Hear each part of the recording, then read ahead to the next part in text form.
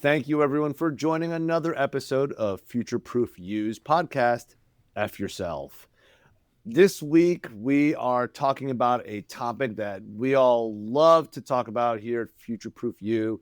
It's interviewing. And later this week, we'll have our class Ace the Interview on Thursday. We'll talk a little bit more about that later. But for all of you, it is really special, I think, to have our resident expert on interviewing John Lovig. John, it's so great to hear all of your stories throughout your career about interviewing, you being interviewed, but you also interviewing talent. For 15 plus years, being in recruiting. I mean, how many interviews do you think you've been through? Rough calculation is in the tens of thousands at this point. Tens of Yeah. thousands on both sides of the Yeah. aisle, right? Mostly on the interviewer So, side, but still. yeah, because that'd be a lot of jobs that you'd be going for. But that's just incredible. And Aaron, you have had not very many interviews in your lifetime, right? Not compared to John. I'm in the tens. I'm not in the tens of thousands. I mean, a lot of them are low stakes, but I would say under 100 for sure. Somewhere between 75 and 100 is my guess. And my thing that I've learned, if you don't have a recruiter who's a psychology person in your network or teaching you this stuff, it feels like a cheat code because somebody who you viewed as the opponent or the dark side that gatekeeps all the strategies from you is just sharing all of this stuff to help you. And it feels like a cheat code when you have somebody like John teaching you these interview skills. That's awesome. Well, I think a lot of what we do at Future Proof You is to dispel a lot of myths and misconceptions and really demystify, as John loves to say, he loves that word, demystify, a lot of the things that people just don't get taught, right? I don't think anybody gets really taught on how to do job interviews. We can look up an article or we can, look up a video, but ultimately you got to do it, right? And I think a lot of people get nervous, right? And that's a big thing, being nervous before an interview. John, you and I have conducted a lot of interviews for the past couple of weeks, and you can just tell, right, that people get nervous, and when they have no reason to be, And one of the things that I like to teach in preparing for an interview is to have a strong profile, right? And John, you and I, and Aaron too, we've all talked about this a lot, but having a strong profile, you can answer the questions before they're even asked, right? So that you can spend more time in the interview really focused on talking about what's important for that role, for that job. So, and John, you mentioned a couple things when we were speaking earlier around some of the other things you can include in your profile or Yeah, your well, resume. it's about framing the conversation in advance, right? So if you're going through a career pivot or you're going to be you have a reason for someone to question something in your profile, preempt that, put it in your profile. One might lead to more likely getting the interview, but also it will remove that burden of talking about it and clarifying potentially. Especially if it's something that just seems a little bit off, but maybe isn't. I mean, you had a prime example before this call, Dan, where someone had what looked like three different short stints, but actually ended Yeah. up being acquisitions. And some companies literally look for average years in profiles, and if you don't preempt that somehow, you're going to struggle. Right. To even just get the interview. Right. And so that's, that person had, I think, 18 months, 20 months, 22 months at three different firms on the profile, but it was actually just one firm. And they actually got promoted throughout throughout the three stints. And so that's more than a couple of years. I mean, it's more than 4 years, right? Ultimately. So, but yeah, so that's, I think, a super important concept that I think everybody can improve upon. And it doesn't take that much effort, right? Answer the question before it's asked. You could even talk about bereavement or time away from work. You were transitioning to go to classes, right? And Maybe you went on a sabbatical, whatever it is, just own it, right? Own that aspect of what your journey is, and I think it'll just dispel any misconceptions on the part of the interviewer, right? Makes it easier. And Aaron, one of the things that I know that you've really harped on as far as your nervousness, maybe during interview, right? During the interview, is preparing yourself mentally, right? And what's one of the tricks and or tips that you have for the audience? Yeah, well, I'm not as deep in the psych world as John. I'm not the industrial organizational psychology expert. I'm just the teacher who teaches it. One of the ones that I've done, people do power poses and breathing exercises. I will confess at my current stop, I did that pre-interview. They put me in the bullpen to get ready, and instead of reviewing questions or going through my notes again because I already had that done, I was doing kind of like the Superman pose and just trying to get feeling confident and be able to project that instead of nervousness and my posture being defensive and closed off, which even on a Zoom interview you can pick up on for sure. Another Absolutely. one that for the remote interviewers, which is in my world as a teacher, there weren't Zoom interviews until the pandemic for physical in-person teaching. Every once in a while there's a phone, but I have learned the trick to put something by your webcam that makes you naturally want to smile or be in a good mood, such as a picture of your spouse, your kids, your pet. At home on my shelf, I have a sort of a plaque that reminds me of a fond memory. And then I have things that my children and my wife have given me as little gifts just on a shelf right above where that glowing light is on your camera. And then you don't have to feel fake as you're trying to manufacture a smile. You just look at the Mother's Day card that your kids got you, and you will naturally smile. And that comes through in the interview on the other side of the webcam for sure. I mean, they're all examples of neuro-linguistic programming, right? It's to get yourself into a state based on some previous experience within that state.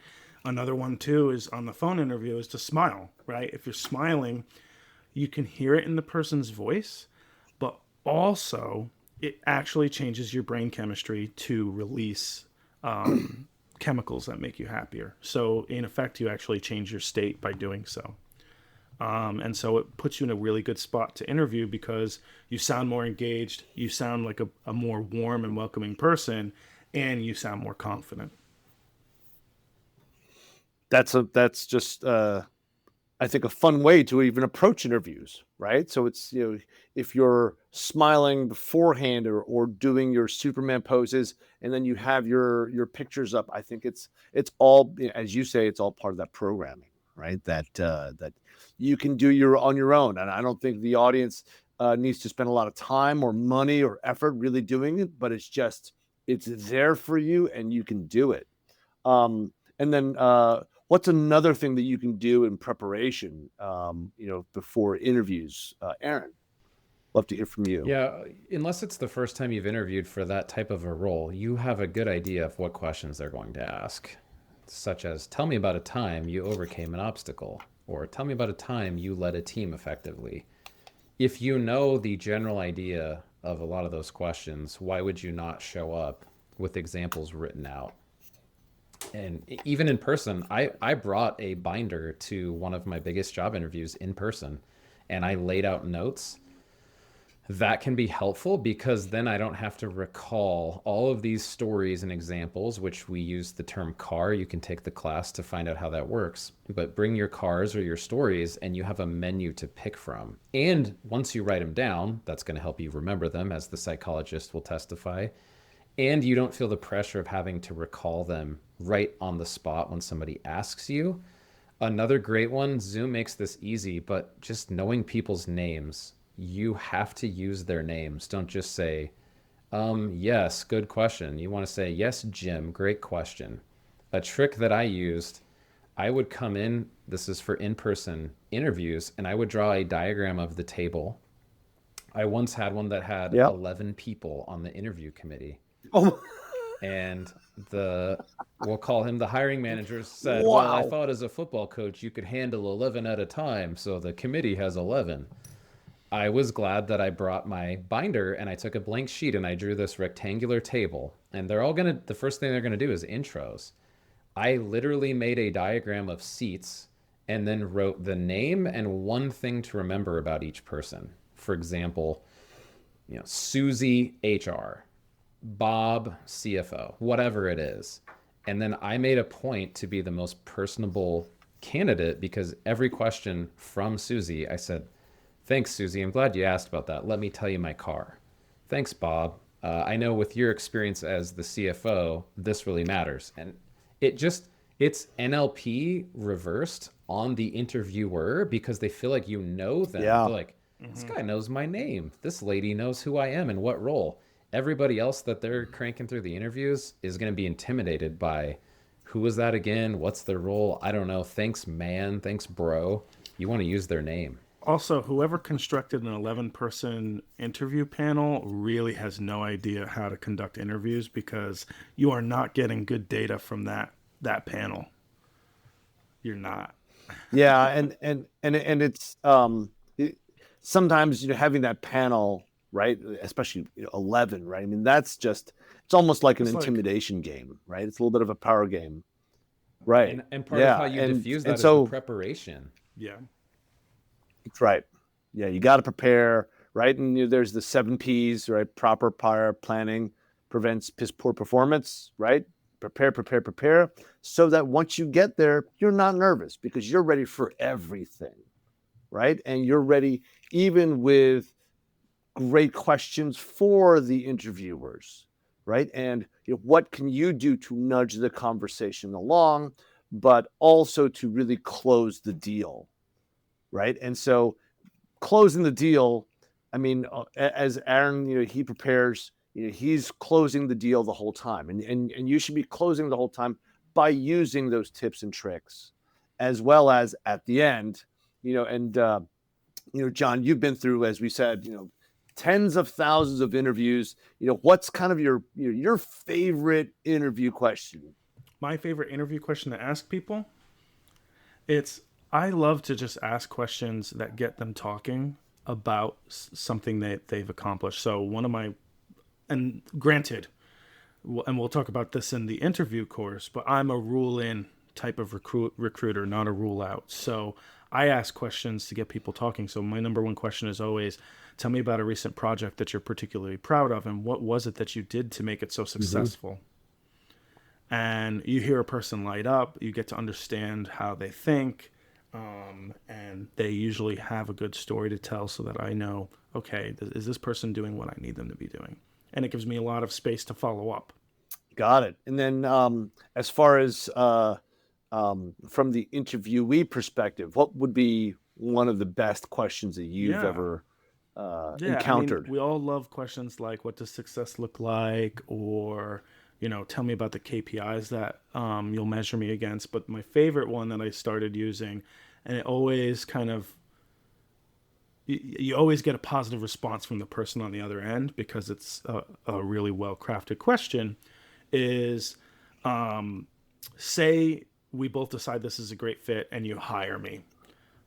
What will I have accomplished in the first 6 to 12 months that made you decide you made the right hire? And the reason So it's good. good is you're still asking the same thing, right? What are the KPIs? What does success look like? But now you've made them envision you actually in the seat, and you've A year later, yeah, and and a year later, picturing you. right? So it's using positive language in order to influence perception. It's not necessarily manipulative, but it gets them thinking and visualizing. And when you get people visualizing, first of all, again, part of the game is to be memorable. If you're not memorable, you might as well forget about it. But the other part is, it's a way of asking a question that's future thinking, that is positive, that orients them towards a direction you want them to be in. I love it. I love it. Well, we've got the course this week. It's your It is favorite my course to favorite course to teach. teach because I love prepping people for interviews. It's always the moment that I bond with candidates. So it is this Thursday, noon at Eastern Standard Time. Links below for futureproofyou.com for the course and other places to find us will be in the show notes. I'm going to reiterate what I said before about having John in your network is like a cheat code. And I've been through him teaching this content now multiple times going into this week. And I will tell you, as a student in the course, your first thought will be, I wish I knew this stuff last year or last round of interviews or last career pivot. That's what I was thinking is, oh man, I wish I knew all this stuff 6 I months wish I ago. knew it when I first started. Thank you for joining this episode of Future Proof You's podcast on Ace the Interview. If you're listening when this episode came out in February of 2025, we do have a live class where John will teach you these skills. If you missed that, just check out our website, futureproof-you.com. We'll have a link in the description where you can find video recordings of past courses and see which ones are coming up, such as the month of March, which is going to focus on AI integration across different industries. Thanks for joining us on Future Proof You's podcast. Make sure you leave a 5-star review on Apple Podcasts, Spotify, or wherever you listen to your podcasts.